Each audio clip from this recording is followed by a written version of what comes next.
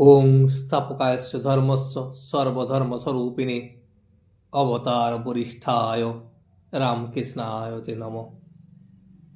ঠাকুর, মা ও স্বামীজির চরণে শতকোটি প্রণাম। শ্রীযুক্ত মহিমাচরণ ও আরও অনেক ভক্তগণ বসিয়া আছেন। তারা শ্রী রামকৃষ্ণদেব হরি কথামৃত পান করিতেছেন। কথাগুলি যেন বিবিধ বর্ণের মণিরত্ন, যে যত পারেন কুড়াইয়াছেন, কিন্তু কোঁচড় পরিপূর্ণ হয়েছে। তার এত ভার বোধ হচ্ছে যে উঠা যায় না। ক্ষুদ্র ক্ষুদ্র আধার, আর ধারণা হয় যে সৃষ্টি হইতে এ পর্যন্ত যত বিষয়ে মানুষের হৃদয়ে যত রকম সমস্যা উদয় হয়েছে, সব সমস্যা পূরণ হইতেছে। ঠাকুর এমন সব কথা বলতেছেন, ধর্মকথা, যা শুনিয়া মানুষের যত রকম সমস্যা, যত রকম মনের প্রশ্ন, সমস্ত কিছু মনে হয় তার সমাধান ঠাকুর এখানে করে দিতেছেন। পদ্মলোচন, নারায়ণ শাস্ত্রী, গৌরী পণ্ডিত, দয়ানন্দ সরস্বতী ইত্যাদি শাস্ত্রবিদ পণ্ডিতেরা ঠাকুরকে দেখে অবাক হয়েছেন। দয়ানন্দ শ্রী রামকৃষ্ণকে যখন দর্শন করেন ও তাহার সমাধি অবস্থা দেখিলেন, তখন আক্ষেপ করে বলেছিলেন, আমরা এত বেদ বেদান্ত কেবল পড়েছি, কিন্তু এই মহাপুরুষে তার ফল দেখিতেছে। একে দেখে প্রমাণ হল যে পণ্ডিতরা কেবল শাস্ত্র মন্থন করে তার ঘোলটা খান, আর এরূপ মহাপুরুষেরা সমস্ত মাখনটাই খান। আবার ইংরাজি পড়া কেশবচন্দ্র সেন এবং অন্যান্য যে পণ্ডিতেরা, তারাও ঠাকুরকে দেখে অবাক হয়েছেন। তারাও ভাবেন, কি আশ্চর্য, একজন নিরক্ষর ব্যক্তি এসব কথা কিরূপে বলছেন। এ যে ঠিক যীশু খ্রিস্টের মতো কথা, গ্রাম্য ভাষা, সেই গল্প করে বুঝানো, যাতে পুরুষ, স্ত্রী, ছেলে সকলেই সহজে অনায়াসে বুঝতে পারে। যিশু যেমন করতেন, কেবল ফাদার ফাদার করতেন। যিশু ফাদার ফাদার করে পাগল হয়েছিলেন, আর ইনি মা মা করে পাগল। শুধু জ্ঞানের অক্ষয় ভাণ্ডার নহে, ঈশ্বর প্রেম কলসে কলসে ঢালে, তবু না ফুরায়। আর ইনিও যিশুর মতোই ত্যাগী, তাঁহারই মতো ইহারও জ্বলন্ত বিশ্বাস। তাই কথাগুলি এত জোর। সংসারের লোক বললে তো এত জোর হয় না। ঈশ্বরের উপর বিশ্বাস আর ভক্তি যদি না থাকে, তাহলে মনের এত জোর থাকে না। কেননা সংসারী লোক যারা হয়, তারা ত্যাগী নয়। তাদের জ্বলন্ত বিশ্বাস কই? কেশব সেন ও আরও অন্যান্য পণ্ডিতেরা আরও ভাবেন, এই নিরক্ষর লোকের এত উদার ভাব কেমন করে হলো। কি আশ্চর্য, কোনরূপ বিদ্বেষ ভাব নাই। সমস্ত ধর্মাবলম্বীদের আদর করেন, কাহার সহিত কখনো ঝগড়া নাই। আজ মহিমাচরণের সহিত ঠাকুরের কথাবার্তা শুনিয়া কোনো কোনো ভক্ত ভাবছেন, ঠাকুর তো সংসার ত্যাগ করতে বললেন না, বরং ঠাকুর বলছেন সংসার কেল্লা স্বরূপ, এই কেল্লাই থেকেই কাম, ক্রোধ ইত্যাদি সহিত যুদ্ধ করিতে পারা যায়। আবার একথাও বলছেন, যদি সংসারে থাকবে না তো কোথায় যাবে? এই সংসারই সব থেকে থাকার ভালো জায়গা। এই কেল্লার মতো, এই কেল্লাই থেকেই তুমি বাইরে যুদ্ধ করতে পারবে।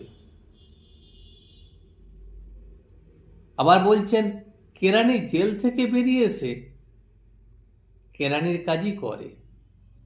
অতএব একরকম বলা হলো, যারা জীবন মুক্ত তারা সংসারেও থাকতে পারে। যেমন ঠাকুর আদর্শ হিসাবে কেশব সেনকে বেছেছিলেন। তাকে বলেছিলেন, তোমারই ল্যাজ খসেছে, আর কারুর হয় নাই। কিন্তু একটা কথা আছে, ঠাকুর কেবল বলছেন মাঝে মাঝে নির্জনে থাকতে হবে, যেমন চারা গাছে বেড়া দিতে হবে, নচেত ছাগল করতে খেয়ে ফেলবে। গাছের গুঁড়ি হয়ে গেলে চারিদিকের বেড়া ভেঙে দাও, আর না দাও, এমনকি হাতিও যদি বেঁধে দাও তাতেও গাছের কিছু হবে না। ঠিক সেই রকম নির্জনে থেকে জ্ঞান লাভ করতে হবে, আর ঈশ্বরে ভক্তি লাভ করে সংসারে এসে থাকলে কিচ্ছু ভয় নাই। তাই নির্জন বাস কথাটি কেবল বলছেন। ভক্তেরা এইরূপ চিন্তা করিতেছেন। শ্রী রামকৃষ্ণ কেশবের কথার পর আর দু একটি সংসারী ভক্তের কথা বলিতেছেন। ঠাকুর মহিমাচরণকে বলিলেন, আবার সেজবাবুর সঙ্গে দেবেন্দ্র ঠাকুরকে দেখতে গিয়েছিলাম। সেজবাবু কি? সেজবাবু হলেন রানী রাসমণির জামাতা শ্রীযুক্ত মথুরনাথ বিশ্বাস। ঠাকুরকে প্রথমাবধি অতিশয় ভক্তি ও শিষ্যের ন্যায় তিনি সেবা করিতেন। সেজবাবুকে বললুম, আমি শুনেছি দেবেন্দ্র ঠাকুর ঈশ্বর চিন্তা করে, আমার তাকে দেখবার খুব ইচ্ছা হয়। তখন সেজবাবু বললে, আচ্ছা বাবা, আমি তোমায় নিয়ে যাব। আমরা হিন্দু কলেজে এক ক্লাসে পড়তো, আমার সঙ্গে বেশ ভাব আছে। এই সেজবাবুর সঙ্গে দেবেন্দ্র ঠাকুরের একটা ভালো সম্পর্ক, দীর্ঘদিনের। তারা একই কলেজে পড়তেন এবং সেই জন্যই তাদের সম্পর্ক আজও ভালো আছে। সেজবাবুর সঙ্গে অনেকদিন পর দেখা হলো। দেখে দেবেন্দ্র বললে, তোমার একটু বদলেছে, তোমার ভুঁড়ি হয়েছে। সেজবাবু আমার কথা বললেন, ইনি তোমায় দেখতে এসেছেন, ইনি ঈশ্বর ঈশ্বর করে পাগল হয়ে যান। আমি লক্ষণ দেখবার জন্য দেবেন্দ্রকে বললুম, দেখি গা, তোমার গা দেখি। দেবেন্দ্র গায়ে জামা তুললে, দেখলাম গৌর বর্ণ, তার উপর সিঁদুর ছড়ানো। তখন দেবেন্দ্র চুল পাকে নাই, প্রথম যাবার পর একটু অভিমান দেখেছিলাম। তা হবে না গা, অত ঐশ্বর্য, বিদ্যা, মান সম্ভ্রম। অভিমান দেখে সেজবাবুকে বললাম, আচ্ছা, অভিমান জ্ঞানে হয় না অজ্ঞানে হয়? তুমি জানো? যার ব্রহ্মজ্ঞান হয়েছে তার কি আমি পণ্ডিত, আমি জ্ঞানী, আমি ধনী, এইসব বলে অভিমান থাকতে পারে? তারপর দেবেন্দ্রের সঙ্গে কথা কইতে কইতে আমার হঠাৎ সেই অবস্থাটি হলো, অর্থাৎ ঠাকুরের ভাব সমাধি হলো। সেই অবস্থাটি হলে কে কিরূপ লোক তা আমি দেখতে পাই। আমার ভেতর থেকে হি হি করে একটা হাসি উঠে উঠল। যখন ওই অবস্থাটা হয় তখন পণ্ডিত পণ্ডিত তৃণজ্ঞান মনে হয়। যদি দেখি পণ্ডিতের বিবেক বৈরাগ্য নাই, তখন খড়কুটোর মতো সব বোধ হয়। তখন দেখি যেন শকুনি খুব উঁচুতে উঠেছে, কিন্তু তার লক্ষ্য হলো ভাগাড়ের দিকে। দেখলাম যোগ ভোগ দুই আছে। অনেক ছেলেপুলে ছোট ছোট ডাক্তার এসেছে, তবেই হলো। অত জ্ঞানী হয়ে সংসার নিয়ে সর্বদা থাকতে হয়। আমি তাকে বললুম, তুমি কলির জনক। জনক এদিক ওদিক দুদিক রেখে খেয়েছিল দুধের বাটি। তুমি সংসার থেকে ঈশ্বরে মন রেখেছ, এই কথা শুনে আমি তোমায় দেখতে এসেছি। আমায় কিছু ঈশ্বরীয় কথা শোনাও। তখন বেদ থেকে কিছু কিছু শোনালে। সে বললে, এই জগৎ যেন একটি ঝড়ের মতো, এই জগৎ একটি ঝাড়ের মতো। ঝাড় আলো, আর জীব হয়েছে এক একটি ঝাড়ের দ্বীপ। আমি এখানে পঞ্চবটিতে যখন ধ্যান করতাম, ঠিক ওই রকমই দেখেছিলাম। দেবেন্দ্রের কথার সঙ্গে মিলল দেখে ভাবলুম, তবে তো খুব বড় লোক। তাকে ব্যাখ্যা করতে বললাম। সে বললে যে এ জগৎকে জানতো ঈশ্বর মানুষ করেছেন তার মহিমা প্রকাশ করবার জন্য। ঝাড়ের আলো যদি না থাকে তাহলে সব অন্ধকার, এমনকি ঝাড় পর্যন্ত দেখা যায় না। তারপর অনেক কথাবার্তা হলো। অনেক কথাবার্তার পর দেবেন্দ্র খুশি হলো। খুশি হয়ে আমাকে বললে, আপনাকে উৎসবে আসতে হবে। আমাদের যে ব্রহ্মোৎসব হয়, সেই ব্রহ্মোৎসবে আসতে হবে। আমি তখন তাকে বললাম, সে তো আমার ইচ্ছে নয়, সে ঈশ্বরের ইচ্ছা। আমার তো এই অবস্থা দেখছ, কখন কিভাবে তিনি রাখেন। তখন দেবেন্দ্র বললে, না, আপনাকে আসতেই হবে। তবে হ্যাঁ, ধুতি আর উড়ানি পরে এসো। তোমাকে এলোমেলো দেখে কেউ কিছু যদি বলে তাহলে আমার কষ্ট হবে। আমি তাকে বললাম, তা পারবো না, আমি বাবু হতে পারবো না। দেবেন্দ্র, সেজবাবু সবাই এই কথা শুনে হাসিতে লাগিল। তার পরদিনই সেজবাবুর কাছে দেবেন্দ্রের চিঠি এলো। আমাকে উৎসব দেখতে যেতে বারণ করেছে। সে বলে অসভ্যতা হবে, গায়ে উড়ানি থাকবে না। মহিমাকে ঠাকুর বললেন, আরেকটি আছে কাপ্তেন। এই কাপ্তেন হলেন শ্রী বিশ্বনাথ উপাধ্যায়। তিনি নেপাল নিবাসী, নেপালের রাজার উকিল, রাজপ্রতিনিধি, কলিকাতায় থাকতেন। অতি সদাচারনিষ্ঠ ব্রাহ্মণ ও পরম ভক্ত। এই কাপ্তেন ছিলেন সংসারীও বটে, কিন্তু ভারী ভক্ত। ঠাকুর মহিমাকে বললেন, তুমি তার সঙ্গে আলাপ করো।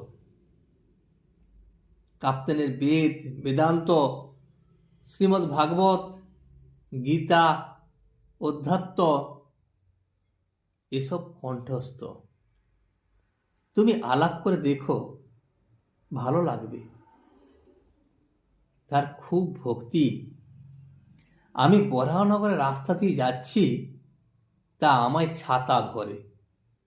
ওর বাড়িতে লয়ে গিয়ে কত যত্ন, বাতাস করে, পাটি পেদায়, আর নানা তরকারি করে খাওয়ায়।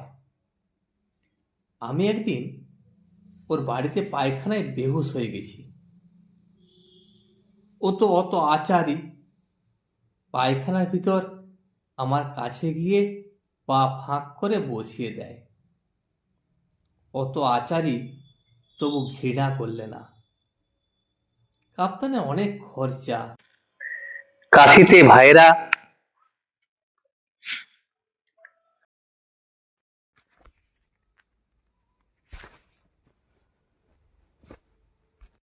কাপ্তেনের অনেক খরচা।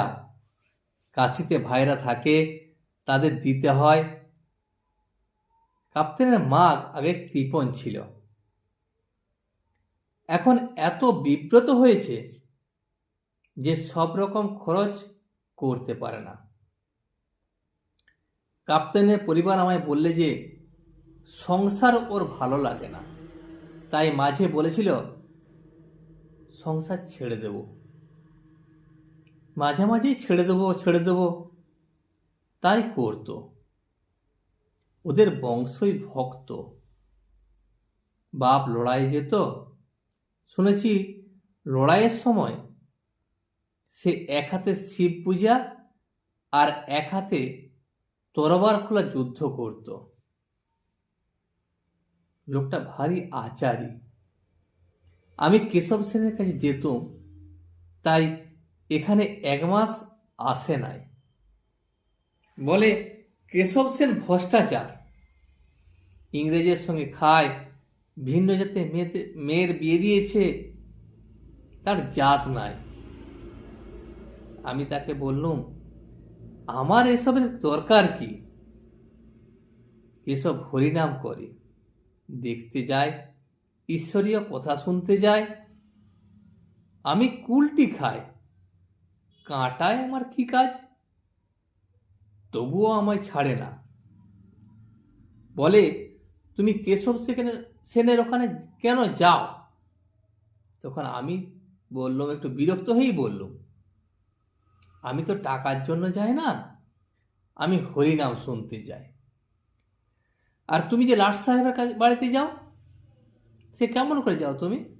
তারা ম্লেচ্ছ, তাদের সঙ্গে থাকো কেমন করে? এইসব কথা বলার পর সে একটু থামে, কিন্তু খুব ভক্তি।